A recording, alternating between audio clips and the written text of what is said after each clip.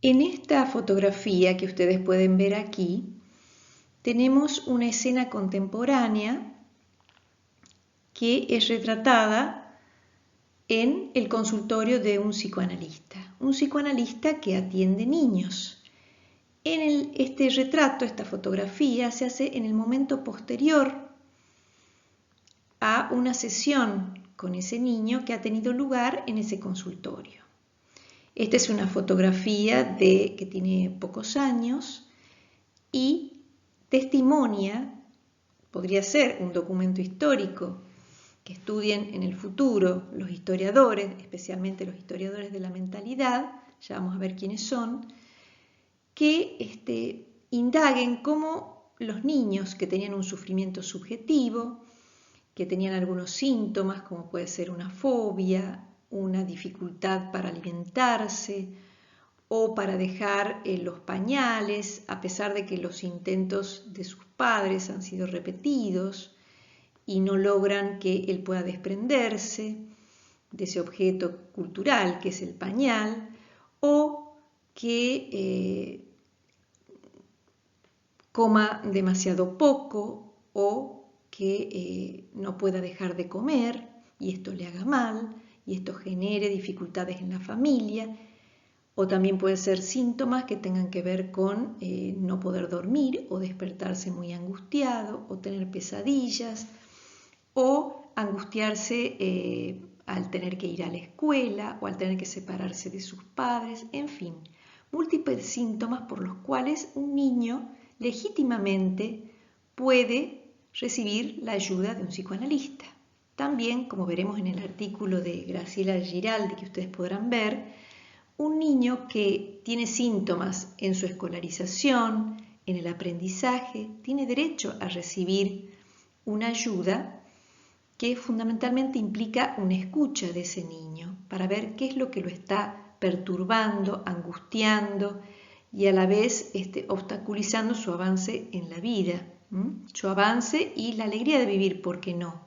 Hay niños tristes y niños deprimidos. Eso es una realidad que hoy se puede reconocer porque existe una práctica que se llama psicoanálisis con niños. Y esta práctica no empezó ayer, pero tampoco es demasiado antigua.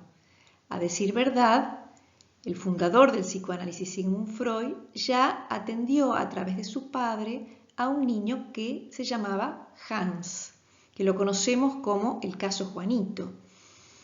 Y luego vinieron otros analistas que se atrevieron a probar el psicoanálisis como una ayuda también para los niños, para el sufrimiento psíquico de los niños.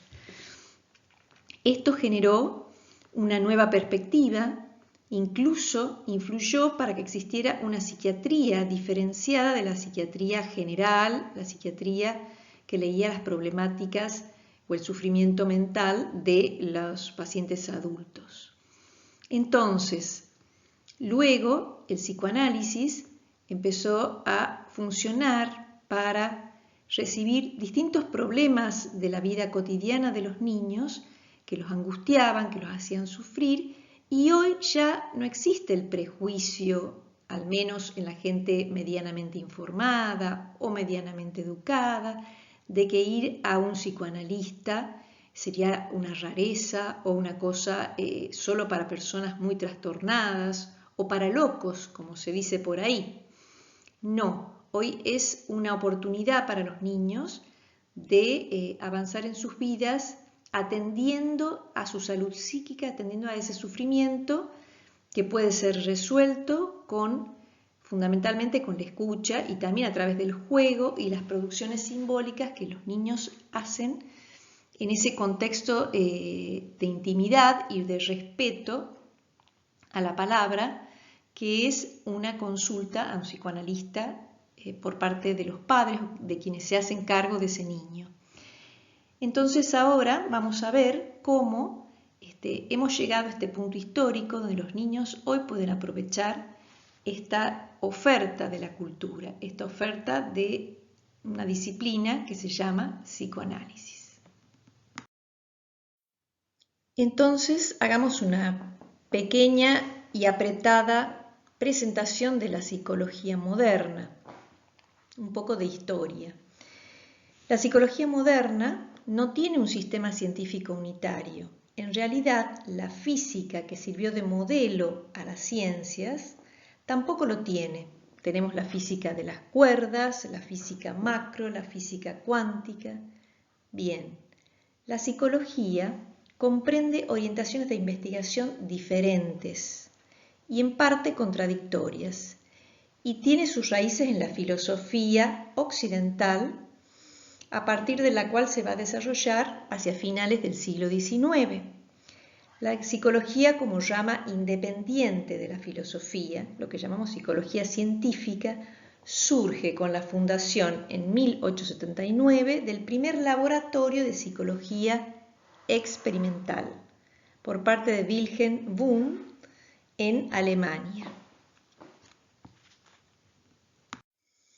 Esta primera escuela psicológica, la de los elementos del conocimiento, que eran los elementos más sencillos de la experiencia consciente, que se aislaban por introspección científica, es decir, en condiciones de laboratorio. Ya existía la introspección como una práctica de estudio, de autoconocimiento, pero no en condiciones de laboratorio, condiciones experimentales. A partir de estos elementos más sencillos de la conciencia, y por asociación se estudian fenómenos más complejos, por eso se llamaba asociacionismo también. La importancia indirecta de esta escuela es la que da origen a otras escuelas psicológicas que son una reacción a la misma. Estas otras escuelas que reaccionan contra el asociacionismo son el conductismo y la Gestalt. El conductismo, por ejemplo, que surge en Estados Unidos, estudia el estímulo y respuesta de un organismo, pero no se interesa por lo que sucede dentro del organismo mismo, es decir, lo considera una caja negra. Y la Gestalt se interesa por aquello que excede la sumatoria de elementos. La Gestalt es la psicología de la forma y esta totalidad es más que la suma de las partes. Bien, el psicoanálisis entonces, si bien surge como independiente en 1900 y fundado por Sigmund Freud, como independiente de la psicología experimental, sin embargo, decimos, va a ejercer sobre esta una poderosa influencia, tanto sobre sus conceptos como sus teorías. Y lo dicen los autores que estoy siguiendo, que se llaman Einer Leggevick y Wolfgang Ehlers, que hacen una especie de recorrido por la historia de la psicología. Podemos decir que actualmente también el psicoanálisis da que hablar a las investigaciones de la neurociencia y a las experiencias que la neurociencia estudia y elabora para probar determinados o investigar determinados conceptos. Un ejemplo lo tenemos en un libro como La vida secreta de la mente, del argentino Mariano Sigman. Él va a tomar conceptos freudianos y los va a discutir desde la neurociencia. Entonces podemos decir que el psicoanálisis en la actualidad sigue teniendo una poderosa influencia sobre conceptos y teorías. Podemos decir que la psicología, si bien ya tiene un antecedente o nació en la antigüedad como un estudio del alma, así se llama la obra de Aristóteles, de Ánima, que es de 350 a.C., la psicología moderna, como hemos dicho recién, aparece a fin del siglo XIX y continúa hasta hoy haciendo sus investigaciones y sus propuestas a la educación. Para entender las relaciones de la psicología con la infancia y con la educación, necesitamos recurrir a la historia, en particular a la historia de las mentalidades, que es una corriente histórica que toma fuerza especialmente a mitad del siglo XX y que aborda problemáticas que la historia tradicional no consideraba como centrales. La historia tradicional se ocupaba de las grandes instituciones, de las guerras, de los cambios políticos, pero no de la vida cotidiana como lo va a ser la historia de las mentalidades a la que adscribe Philippe Arié, a la que contribuye. Contribuye con un libro muy importante que se llama El niño y la familia en el antiguo régimen. Estudia el concepto de infancia, cómo se va forjando a través de los siglos un concepto de niño que no existía en la Edad Media.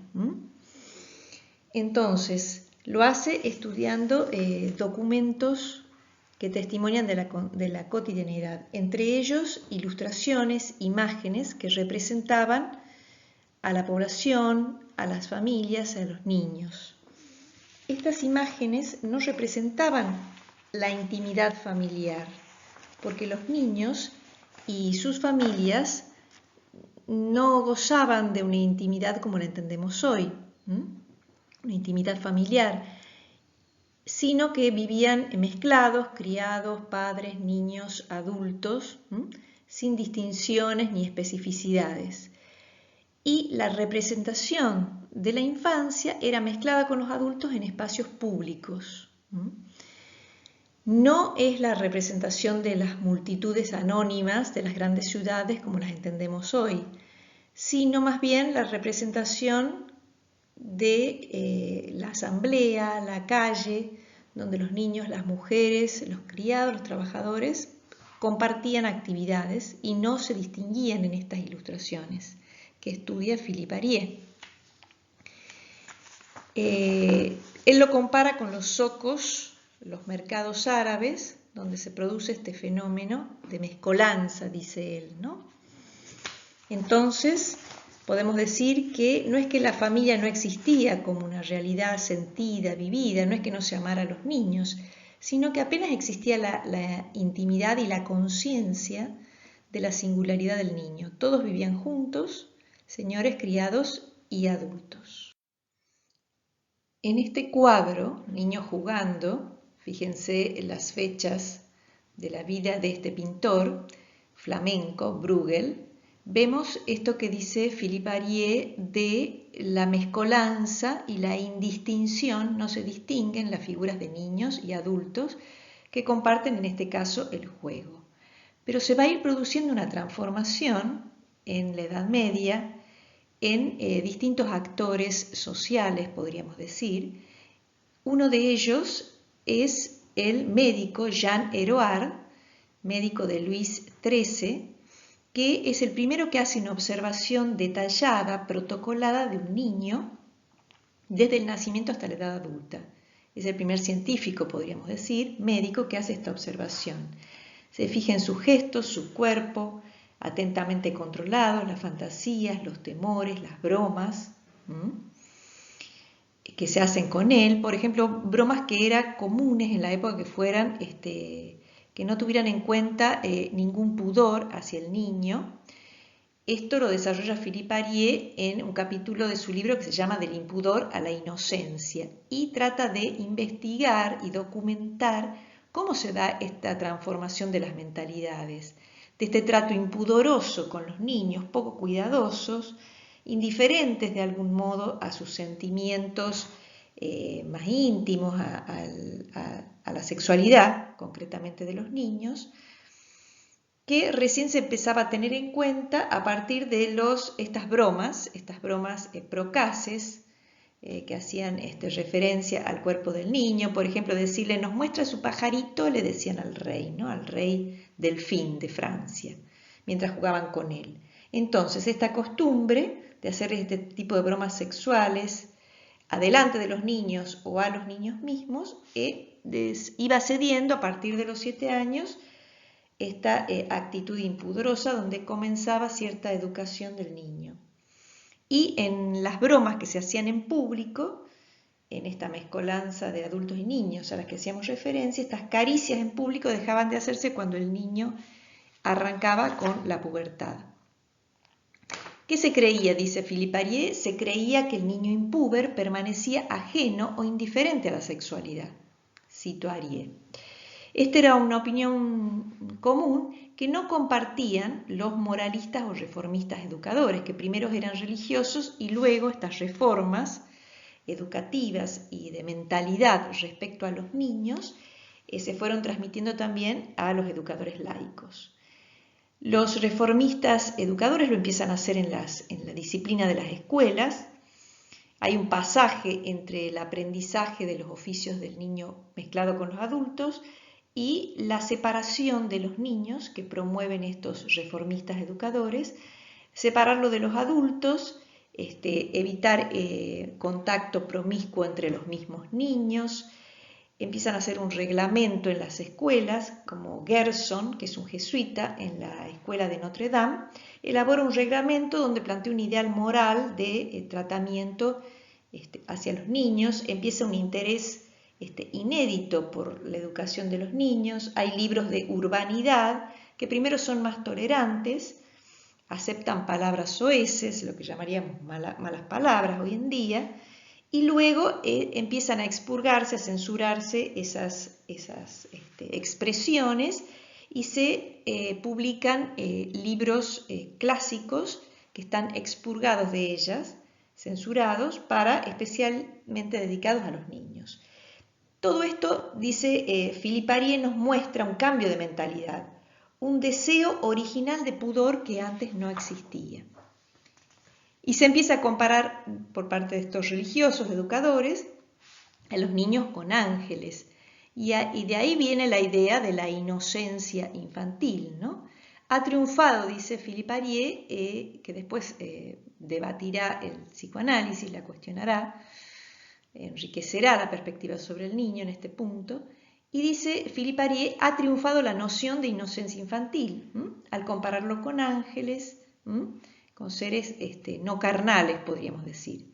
También aparece la infancia como débil o despreciada desde el punto de vista del ideal de la razón, conforme va avanzando este ideal de la razón para encontrar su cumbre con los pensadores de la Ilustración, por ejemplo Montaigne, ¿no? Lo importante es que durante la Edad Media no había una conciencia de la particularidad infantil. Ya hemos dicho, se compartían juegos, se compartían oficios, se compartía incluso la milicia. Los niños eran reclutados para el ejército. Y había una altísima mortalidad infantil. Esta mortalidad infantil avanzó en distintos momentos de la historia hasta que se inventaron, por ejemplo, las vacunas, que cambiaron las vacunas, los antibióticos, que son de principio del siglo XX, que cambiaron el panorama de las enfermedades infantiles. Pero sigamos a Philippe Arié. Entonces, él dice que en dos líneas, digamos, aparece un sentimiento nuevo hacia la infancia. Por un lado, en las familias, lo que él llama el mimoseo, especialmente en las mujeres, esa actitud cariñosa y de diversión y de gracia que se encuentra en los niños. Y este mimoseo familiar, por otro lado, genera una reacción en los hombres ilustres. Por ejemplo, Montaigne llega a decir textualmente, esta pasión por abrazar a los recién nacidos, cuya alma no tiene movimiento y cuyo cuerpo no tiene forma reconocible, no son monos para nuestra diversión. Empieza a aparecer, entonces dice Philippe Arié, bajo estas expresiones, tanto del mimoseo familiar como la exasperación de los hombres ilustres, una nueva sensibilidad hacia la presencia del niño. Ya no da lo mismo que haya un niño presente o no. Y el propósito de separarlos de los adultos, que en palabras de Montaigne, este pensador francés, los echan a perder y los vuelven maleducados. Decíamos que los moralistas educadores también van a contribuir a este nuevo sentimiento de infancia, el cariño por los niños, su singularidad. Por ejemplo, con un Juan Bautista de La Salle, critican a los padres que los crían idolatrándolos a los niños. Fíjense qué moderna es esta idea, ¿no?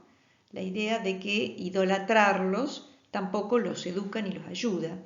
O que se los tome como objeto de diversión y para la mirada, en vez de poner en ellos un auténtico interés psicológico, una preocupación moral, como es la que estos reformistas intentan llevar adelante. Es así que Esto marcará la educación hasta el siglo XX, dice Philippe Arié, este sentimiento serio y auténtico de la infancia, que aparece por primera vez en este momento con estos reformistas. En el caso de La Salle, a quien he mencionado, en el siglo XVII. La idea es, para poder educar la infancia, ¿no?, conocerla mejor, penetrar en la mentalidad de los niños, parecidos a Cristo, a ángeles, como hemos dicho, esta comparación, pero es necesario hacerlos hombres razonables y buenos cristianos.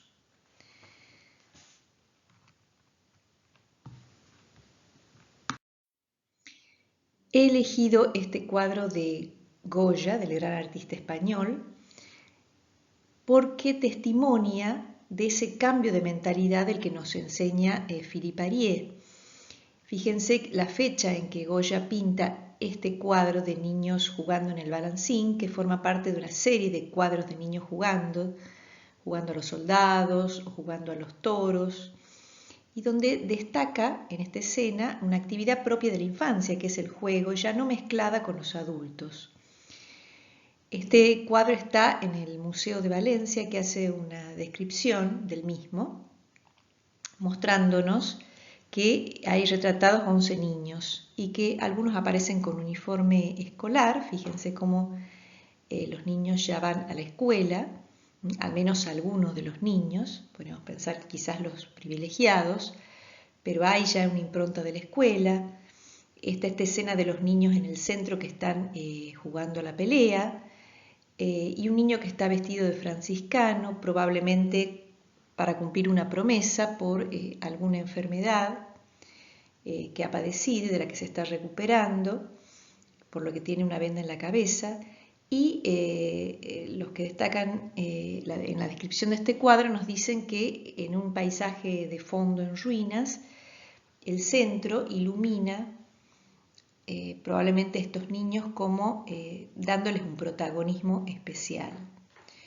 Goya se lo considera, además de un enorme artista plástico, universal, alguien que anticipa a la pintura contemporánea, ¿no?, que siendo un pintor clásico, digamos, está trayendo nuevos tratamientos, ¿no?, a la pintura y al arte. Bien. Entonces, de la mano de este investigador de las mentalidades, Philippe Arié, hemos podido ver cómo el concepto moderno de niño no existía en la Edad Media, no existía esa sensibilidad que va a empezar a aparecer junto a una nueva sensibilidad también por la familia, que surge con un sentimiento valor nuevo que no existía hasta el siglo XVIII. Es un proceso que lleva tiempo, que atraviesa varios siglos y que se impuso primero a las clases acomodadas y luego a todas, que fue transversal a las distintas clases sociales. Lo que generó, junto al mimoseo, al cariño expresado en la familia hacia los niños, la preocupación por su educación y también luego una tercera preocupación que es por su salud. Hemos dicho al principio de este recorrido que la preocupación por la salud psíquica de los niños como específica y con rasgos diferenciales, una presentación diferente en los niños respecto a los adultos, recién surgió hacia la tercera década del siglo XX con la influencia del psicoanálisis, ¿no?, donde se crea, por ejemplo, dentro de la psiquiatría, una especialidad que es la psiquiatría infantil, o los analistas mismos empiezan a atender niños, considerándolos sujetos del inconsciente también, sujetos de pleno derecho, y atendiendo con la escucha analítica a resolver sus preocupaciones, sus angustias, sus síntomas. Lo que dice Philippe Arié respecto a la familia es que en el siglo XX no ha triunfado el individualismo, sino que más bien, esta es una perspectiva de él cuando escribe este libro sobre el niño y la familia en el antiguo régimen, que la familia en esa década de los 60 está sobrecargada de exigencias, que se ha producido una concentración en la familia de exigencias sociales, de cariño, de cuidado, de no abandonar a los niños, de educarlos, de preocuparse por su salud. Él dice se ha concentrado estas exigencias y estas obligaciones en la pareja que tiene que cuidar a sus niños.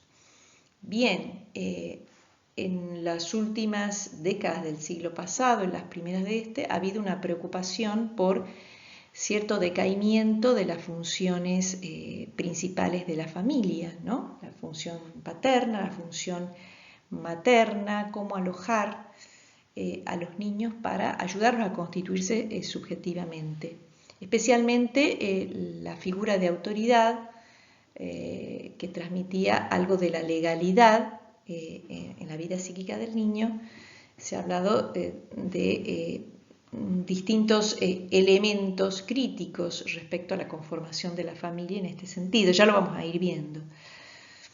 También qué pasó conforme la mujer avanzaba en sus derechos a educarse. No es algo que se ha dado naturalmente, ha sido una lucha de las mujeres y de la cultura, una incidencia importante de estos movimientos feministas también para dar lugar a los derechos a la educación, derechos políticos, a decisiones personales de las mujeres sobre sus vidas, y esto también ha incidido en la crianza de los niños. Si vamos a la situación actual de la familia, podemos decir que de nuevo está sobreexigida, como dice Philippe Arié en los años 60, está sobreexigida por demandas sociales, porque ante el aislamiento social preventivo obligatorio que se decreta en Argentina y en muchos otros países por la pandemia del COVID-19, las familias están encerradas con sus niños y esto trae también nuevos desafíos y nuevos problemas. Se agudizan algunos problemas, no todo es negativo, se descubren nuevas aristas de la educación, de lo que significa educar a los niños en casa, qué es esencial, qué es importante, qué es prescindible. Hay un debate actual en este momento que estoy grabando esta clase para ustedes. Así que formaremos parte de este debate y de esta discusión en el tiempo actual en que desempeñemos este rol de profesor desde la virtualidad. Nosotros también hemos tenido que modificar nuestras clases, así que la enseñanza, la educación y las familias tienen nuevos desafíos en este momento de la historia. En esta última placa, imagen, paso de este recorrido que venimos dando en esta clase a través de este PowerPoint, he querido testimoniar de una escena de absoluta actualidad. Como ustedes pueden ver ahí, se trata de una sesión analítica que se oferta a un niño que está en condición de enclaustramiento, como todos nosotros, por esta cuarentena obligada que nos lleva a estar recluidos en nuestras casas. Tanto el analista como su paciente, en este caso un niño de 4 años, se ven obligados a encontrarse de otra manera y lo hacen a través de una videollamada. Es decir, que respetando los principios de la práctica psicoanalítica que tiene que ver con un sujeto que se forma a partir del lenguaje y cuya clave está en escuchar a ese niño como sujeto, se abre una nueva posibilidad para auxiliarlo, para hacerle una oferta de vínculo, de lazo transferencial que pueda continuar a través de esta videollamada. Ese niño que ustedes no pueden identificar porque está escondido detrás de un globo que le está inflando, un globo amarillo, antes de encontrarme con él, le sugerí a su mamá que acercara al momento de la sesión por videollamada, que acercara pequeños objetos que a él le gustaran de su casa y yo iba a estar del otro lado escuchándolo e interactuando con él. Así que, para mi sorpresa, lo que trajo este niño fue un hermoso globo amarillo con el que jugó e infló del otro lado de la escena virtual. Y así se pudo desarrollar esta sesión analítica por videollamada bajo la condición del aislamiento social preventivo y obligatorio en el que todos estamos y que enfrentamos de la manera más creativa y más positiva posible para mantener la salud de todos.